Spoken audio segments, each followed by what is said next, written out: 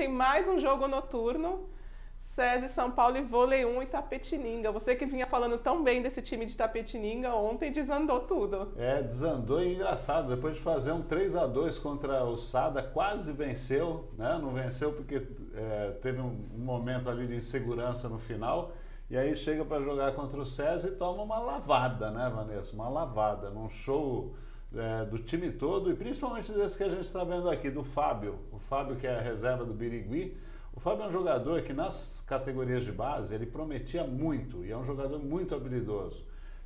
Teve alguns problemas de contusão, não teve tanta oportunidade depois no Corinthians como deveria, mas é um jogador muito técnico e ontem ele mostrou isso, que se precisar ele está aí, uma partidaça também do William e o Itapetininga, que tinha feito um jogão contra o Sada, eu até achei que podia ter vencido em alguns momentos, acabou simplesmente não entrando em quadra. Foi um jogo horrível de Taquaritinga. O saque de Itapetininga.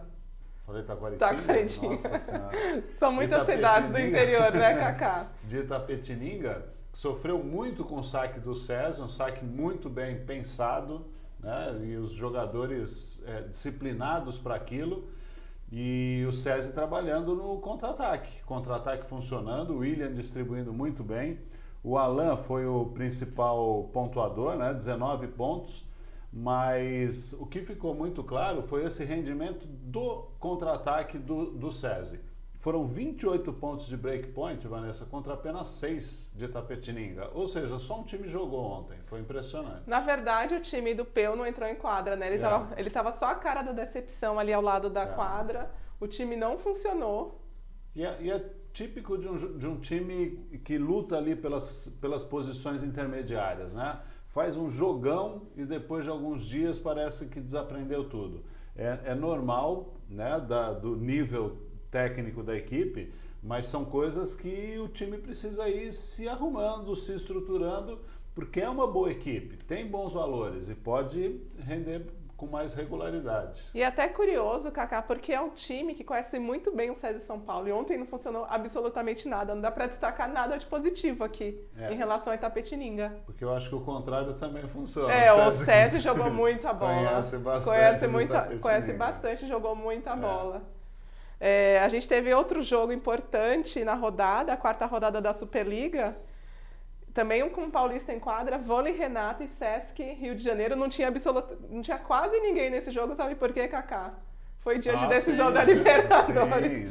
O Rio de Janeiro nem deixou o vôlei de lado. O Rio de Janeiro parou o fim de semana. Parou o fim de semana. Tem até uma colega que trabalha com vôlei também, que ela comentou que ela foi pedir uma pizza ao lado da casa dela, a pizzaria ao lado da casa dela, demorou 2 horas para chegar. Sabe por quê?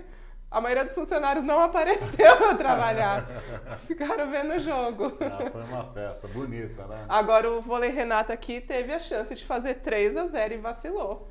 3-0, se não fosse a entrada do Matias Sanches no lugar do Marlon, o jogo tinha desandado mesmo para 3-0. E interessante, Vanessa, que o Matias entrou, deu jeito no time e no quinto set não jogou bem. E aí o Sesc não conseguiu fechar um quinto set, né? Porque dominou o Campinas no terceiro, no quarto praticamente passou por cima e no quinto a situação se inverteu. Agora, eu gostaria de destacar no time do Campinas o Luiz Fernando, que é o ponteiro, ele entrou no lugar do Bruno Canuto. E o que aconteceu? O Sesc escolheu uma estratégia de sacar no Luiz Fernando. O cara entregou tudo. Aí o que nós vamos fazer? Se o Michel está recebendo, rodando tudo, né? E lembra que a gente tinha comentado que Campinas dependia muito do Renan? Esse jogo, o Renan não foi tão decisivo. O Vaccari foi mais do que ele. O Vaccari fez mais pontos do que o Renan, recebeu mais bolas e foi a questão do equilíbrio entre os atacantes é que definiu o jogo a favor de Campinas. Maurício Borges também não foi tão bem. Né? Então, falando em Vaccari, olha a fera aqui. Como ele bate forte, né? Cacá é corajoso, ele não alivia ali na hora de atacar. Você falou sobre o melhor jogo dele que eu assisti por Campinas essa temporada. Você falou sobre o Sanches, a oscilação dele Como que dá para explicar isso para a nossa audiência? O jogador vai muito bem durante a partida toda e no último set cai de rendimento. Então, porque o Marlon já começou jogando porque o Sanches não estava conseguindo essa constância. O levantador ele precisa ser o mesmo jogador do começo do jogo até o final. Né? Não adianta ter um ponteiro, você pode ter uma inconstância, ele melhora, ele vai... Se o levantador está mal, é muito difícil você fazer ponto. E aí você não fazer ponto em sequência no masculino é você entregar o set para o adversário. E foi isso que aconteceu. Ele entrou bem, mas não conseguiu manter a mesma qualidade. E os centrais pararam de atacar. O Gustavo e o Flávio vinham vindo muito bem. Né? Ali no quinto set, eles praticamente não pontuaram mais em ataque. E aí pesou. Tanto que o vôlei Renata venceu até com certa facilidade o tie-break, né, Cacá? Sim. Depois do terceiro e quarto sets muito equilibrados. Sim, mas dominou o primeiro e segundo também, né? E outra coisa que ficou devendo foram os dois centrais do Sesc no bloqueio. O Gustavo e o Flávio, apesar de terem atacado bem na maior parte do jogo, eles não bloquearam bem. Se não me engano, foram 2 pontos apenas dos dois em toda a partida. Num jogo de 5 sets, os centrais não bloquearem é fatal. Dois centrais, o Gustavão já teve chances na seleção, o Flávio vem muito bem na seleção. Ótimos centrais, dois ótimos centrais, experientes. Olha, o fã-clube do Vaccari é grande aqui, viu, Cacá? Marcos Torres, o Vaccari jogou muito sem paciência. Leona disse tudo. O Vaccari esteve soberano e muito lúcido na partida. Rogério Matos, Vaccari está jogando muito bem com personalidade. Tem gente aqui pedindo Vaccari na seleção. Olha só, hein?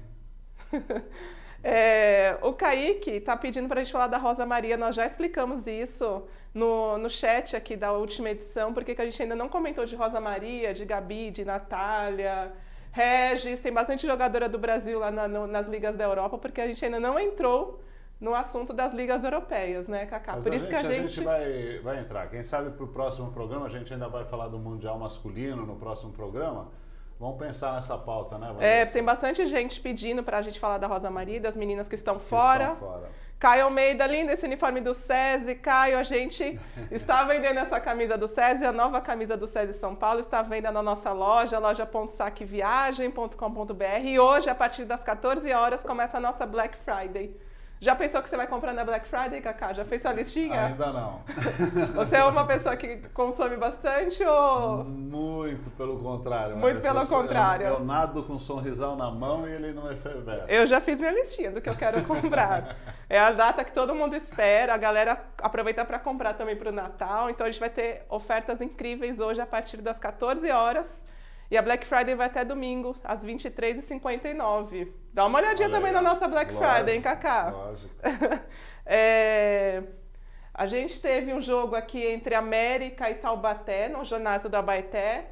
É um dos times que está com dificuldade financeira. Eles até liberaram uma nota essa semana, né, Cacá, falando que não conseguiram fechar com os patrocinadores que eles imaginavam. Como que se monta um time, Cacá, sem você fechar com todos os patrocinadores? Então, não tem como, né? Não tem como. O esporte de alto rendimento é planejamento. Se você não começa não tendo planejamento financeiro, como é que você vai conseguir montar um time e sustentar por uma Superliga? A gente até tinha estranhado o rendimento do América na última rodada, lembra? Aí você já começa a entender como que o técnico, o Henrique Furtado, consegue motivar esse time que não recebe desde julho, que não sabe se vai receber ainda, porque o América continua buscando esses parceiros. E dependendo sempre de projeto, de lei de incentivo. E aí a lei de incentivo não é que você tem o projeto aprovado e tem o dinheiro em caixa. Você tem o projeto aprovado por uma lei de incentivo para ir atrás de patrocinador que topa descontar no imposto de renda o valor X que pode ser aplicado. Aí, cara, esse caminho é um caminho muito longo. E aí ele não se completa. Ele precisa... Todo esse processo ele precisa estar finalizado antes da Superliga. E o pessoal deixa para falar, não, vai acertar, vai fazer, nós vamos atrás, nós temos o fulano que conhece todo mundo. Conhecer não adianta. Você precisa provar que o investimento vai valer a pena. A gente até conversou com o pessoal do América para entender a situação, para entender se eles iriam jogar a Superliga até o final ou se iriam desistir no meio do caminho por conta de patrocinadores. E eles tocaram muito nessa questão que estão sendo transparentes com os jogadores, deixaram as portas abertas para quem preferir buscar outro time. Essa semana é uma semana decisiva para o América, porque já entramos na 5ª rodada, os jogadores que completarem 5 jogos na Superliga não podem mais trocar de time. Então, ou a gente vai ter uma debanda, ou os jogadores vão continuar apostando nesse projeto. Então, mas apostando é uma coisa, né, Vanessa? Você chegando no final do mês não podendo pagar a conta, você para de apostar. Você fala assim, vou fazer um biquinho aqui, um biquinho ali, vou entregar pizza, vou... Porque o que um atleta profissional vai fazer no meio de uma temporada que ele não pode mais jogar para lugar nenhum? Né? Ou ele vai para jogar na Romênia, ele vai jogar na Índia. Realmente é um descaso com o esporte brasileiro. E aí a gente já vê esse rendimento do América fazendo jogos fracos, né? Contra... Ok que eles pegaram uma sequência difícil, mas a gente esperava um América mais forte. E foi um jogo ruim. Foi um jogo ruim. Taubaté também entra em quadra sabendo que o América não está passando por todas essas dificuldades, o jogo vai ser um lenga-lenga, se a gente não jogar 100% a gente vai ganhar de qualquer jeito. O jogo foi feio. Sabe quantos bloqueios o Taubaté fez? Quantos, Cacá? O jogo todo. E com bloqueadores do nível que a gente está vendo, Maurício Souza. Uma seleção brasileira. Né? Uma seleção brasileira. O que eu achei curioso é que o América fez questão de ressaltar a transparência em relação aos jogadores, informar a situação do time, mas na hora de contratar, na hora de formar o time, eles não revelaram que eles não tinham os patrocinadores. Todo mundo promete, né? Então, nesse momento, não houve qualquer tipo de transparência. O Botafogo também acabou desistindo da Superliga por falta de patrocinador. Monta o time, anuncia o projeto, contrata atletas sem patrocinador. E a gente já falou, tem time que já está devendo, que não sabe se vai conseguir completar a Superliga. Precisamos dar um jeito nisso. E tem outro time aqui no interior de São Paulo passando também por situação difícil, que é o São José dos Campos. Eles disputam a Superliga B, disputam a Série A do Campeonato Paulista. É um time super tradicional daqui, também com dificuldades. Com tradição, né, na formação, participação pelo menos estadual. E São José está com um problema diferente, Vanessa. Ele tem um projeto muito bacana na cidade, com equipes competitivas com categorias menores. As categorias de base são formadas, sustentadas, a equipe adulta também, pela prefeitura. E isso, pela Constituição brasileira, não pode. Não pode. Eu fico assim, sentido por um projeto tão bacana como é o de São José dos Campos, não poder ter continuidade. Uma juíza impetrou uma liminar exigindo que a prefeitura encerrasse todos os projetos, todas as modalidades. Então, São José corre o sério risco de, acabando o ano, não ter mais nenhuma modalidade esportiva dentro desse projeto que vinha conduzindo. E conduzindo muito bem. São experiências que são raríssimas no Brasil. Então, a gente não pode abrir mão de um projeto desse da Prefeitura de São José dos Campos. É lógico que a gente não pode ir contra a Constituição Federal, sobre a legislação, né? Mas alguma coisa precisa ser feita, ser repensada, para que iniciativas dessa, que dão emprego para profissionais, que dão oportunidade para jovens da cidade praticarem o voleibol, mesmo que seja competitivo, né? Porque uma prefeitura ela tem que investir em projeto socioeducativo, projeto voltado para a comunidade, e não de alto rendimento. O alto rendimento tem que ser financiado pela iniciativa pela iniciativa privada e não pela pública. Então esse é o problema crucial que São José dos Campos está vivendo. E quem não conhece o projeto de São José, eles não investem apenas no vôlei, tem vários esportes olímpicos. É uma cidade que investe pesado, é uma cidade bem rica aqui do interior de São Paulo. O técnico aqui que aparece na foto, William Santamaria, falou que continua trabalhando com o time. Eles vão disputar a Superliga B com uma base do Sub-21, mas ele também não sabe sobre o futuro do projeto. Então, eu espero que eles consigam, pelo menos, ter o Sub-21, arrumar um mecanismo que mantenha essa equipe. Porque se terminar o ano e também acabar tudo, não vai disputar a Superliga B.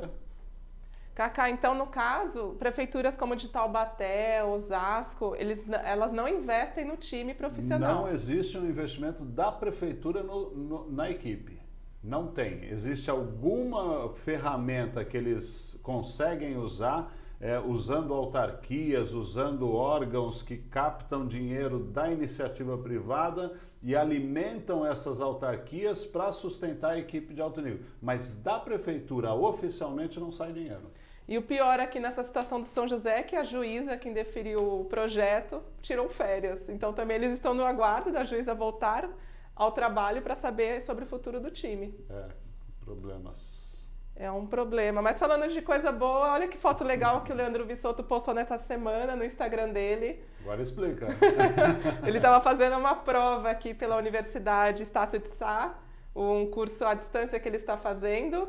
E aí a gente vê a disponibilidade e o interesse do atleta, né, Cacá? A maioria vai reclamar que não tem tempo, que joga em outra cidade. Hoje, com o ensino à distância, não tem mais essa desculpa. Exatamente. A gente tem prioridades na vida, né? Exatamente. Esse era um negócio que eu sempre brigava nas equipes que eu dirigia, né? Que os atletas, as atletas, fizessem pelo menos um curso de idiomas, né? Vai estudar inglês, vai ver... Porque a hora que acaba a carreira, Vanessa, não adianta bater na porta, porque vão perguntar o que você sabe fazer. Ele vai falar assim, eu sei jogar vôlei, mas agora você está aposentado. E além disso, né, precisa ter uma porta aí de entrada para a nova vida. E parabéns para o Vissotto pela iniciativa e pelo exemplo, né? E hoje, com esses cursos à distância, não tem mais essa desculpa que não consegue acompanhar o ensino universitário. A Amanda, do Sesc Rio de Janeiro, ela se formou em administração também, cursando à distância. A Juju Perdigão, a Libero do Pinheiros, eu não sei se ela terminou, mas na época que ela estava no Sesc Rio de Janeiro, lá eles apoiam bastante, incentivam bastante que o atleta estude também nos períodos vagos. Ela fez arquitetura. A arquitetura é um curso dificílimo, que exige muita dedicação, e ela estudava e jogava pelo Rio de Janeiro. E tem tempo disponível para isso, é o que você falou, é online. A hora que você precisar, tiver disponibilidade, você entra. É o que a gente fala, né, Cacá? Existem prioridades na vida, não existe falta de tempo. E existem pessoas que escolhem as prioridades, né? O Joseph Araújo falou, essa dona juíza precisa rever essa liminar. Esporte é algo enriquecedor. Leona, gente, como o América contrata um baita oposto argentino e não consegue honrar suas finanças, a gente também não consegue entender. Não sei se faz parte da cultura do vôlei, mas eu jamais montaria um time sem ter todo o orçamento ali em caixa. Então, mas como é que você tem uma cultura? Você tem uma cultura alimentando alguns hábitos, né? E o vôlei vem há alguns anos alimentando esse hábito. Não, vai dar certo, não, confia em mim. Não, atrasou, mas o mês que vem tá aí. E passa o mês, e passa a temporada, e não acerta, e assina o tal do tempo de compromisso sem ter recebido. Aí o clube tá ok com a confederação. É a cultura. É a cultura que vai se formando pelos hábitos. Pelos hábitos, Cacá. Vamos falar de classificação. Então, a gente já vê o América aqui já sofrendo com esse início de Superliga. E eu fico até pensando no time do América de futebol. Ele se associa a um projeto que não está tão fundamentado e acaba manchando também o nome do time do futebol. Então, a gente vê o América já na lanterna, enquanto isso, na outra ponta, Taubaté com 4 vitórias, Sada Cruzeiro 4 vitórias. O César ainda invicto, né? Apesar de estar em quarto lugar. Mas a gente está vendo agora só 3 times invictos com 4 rodadas disputadas. E a surpresa para mim nessa classificação, primeiro o Blumenau na frente do Minas, né? Blumenau fez 3-2 contra o próprio Minas e passou o time mineiro na classificação. E o Minas não vem bem, né, Vanessa? Vem alternando resultados. Tinha ganho em Campinas do Vôlei Renata, num jogo bem disputado, e aí vai para Blumenau e perde do Blumenau de 3-2, uma partida que o Franco fez, acho que 29 pontos. Ele foi até escolhido o MVP, pontos, né, Cacá? Mas você vinha destacando esse trabalho do Blumenau, que é um time que pode incomodar os grandes. Pode incomodar, é um time bom e já está mostrando isso aí. E na rabeira ali, além do América, o Ponta Grossa. Também 0 vitória. Os dois times que ainda não venceram, os dois times que passam problemas financeiros. E o Maringá começou bem, já segunda derrota seguida, já despencou lá na classificação. Mas também pegou o Sada Cruzeiro, né, Cacá? Pegou o Sada Cruzeiro, mas o Itapetininga também pegou e quase ganhou, né? É o miolo, esse miolo é sempre interessante aqui, porque são os times que podem aprontar contra os grandes. E brigam para chegar entre os 8. Brigam para chegar entre os 8, exatamente. E falando de próximos jogos, aqui a gente tem a tabela da Superliga Masculina. Como o Sada Cruzeiro, semana que vem vai estar imerso no Campeonato Mundial de Clubes. Eles têm 2 jogos agora, dia 27 e dia 30, e 2 jogos contra forças importantes, Sesc Rio de Janeiro e Vôlei Renata. Jogos difíceis, e é bom que dá um ritmo para o Mundial, porque a vida não vai ser fácil lá em Betim, não. Você acha que é bom ou pode ser ruim também se perderem esses 2 jogos? Não, é bom, vai dar ritmo. Tem muita gente perguntando sobre Superliga Feminina, Tandara, Osasco. Galera, a gente ainda não entrou na Superliga Feminina, vamos nos concentrar aqui nos homens. Então a gente também vai ter Vôlei Itapetininga contra Taubaté, Denk Maringá contra SESI São Paulo. Jogo difícil para o SESI, jogar em Maringá nunca é fácil. América Vôlei, aqui é o jogo dos desesperados. Vai continuar sem vitória. América contra Ponta Grossa, Fiat Minas, outro jogo interessante contra Sesc Rio de Janeiro, Sesc que deve vir um pouquinho mais pressionado, joga contra Cruzeiro, joga contra Minas, vem de derrota, e Ribeirão Preto contra Blumenau. Esse jogo também é interessante, né? Blumenau, se vencer Ribeirão, ele bate 2 concorrentes diretos ali na briga intermediária da tabela. Olha, o Joseph está perguntando, Cacá, esse número de equipes, 12, tanto na masculina quanto na feminina, na Superliga, no caso, é um padrão definido ou pode mudar? Se entrar mais time com dinheiro, pode mudar. Então, é um número que os clubes aceitaram como ideal, né? Então, eles tentam manter sempre esses 12 em todos os campeonatos. Já houve edições com 14, outras com 10, o feminino às vezes consegue, às vezes não, mas nessas condições, né, Vanessa, seria até para repensar, de colocar 10 times e, olha, nós vamos priorizar a garantia do investimento. Com times mais estruturados, já, como você falou, já chegamos a ter 14 times. Na Itália, eles têm número ímpar, é até curioso, porque a cada rodada um time folga. Eles trabalham com número ímpar. Eu acho que um procedimento interessante seria a apresentação do contrato de patrocínio, né? Ninguém vai fazer um time sem assinar um contrato. E uma empresa não vai assinar um contrato falso colocando o nome dela em risco. Né? Seria bem interessante. Assinou o contrato, está aqui, tanto por ano, tá inscrito. Leonardo, Elias, já falaram do Sada Cruzeiro? Já falamos? Falamos um pouco, né? Falamos um pouco. O Marcos Torres está falando que o Sada ainda não deu confiança nessa Superliga. Mas acho que é comum os times oscilarem um pouco nesse início, não é, Cacá? Oscilarem, principalmente muito perto do Mundial, né? Perto do Mundial, os times já começam a pensar na disputa. É outro tipo de preparação que eles têm que pensar exatamente. No Mundial. E um Mundial que não dá nem para você respirar, porque tem Civita Nova, tem Zenit Kazan, tem o time lá das Arábias, o Al Rayyan. Agora, falando um pouquinho do Sada, na última rodada, depois dos 3-2 contra Itapetininga, o Sada fez 3-1 no Maringá, né?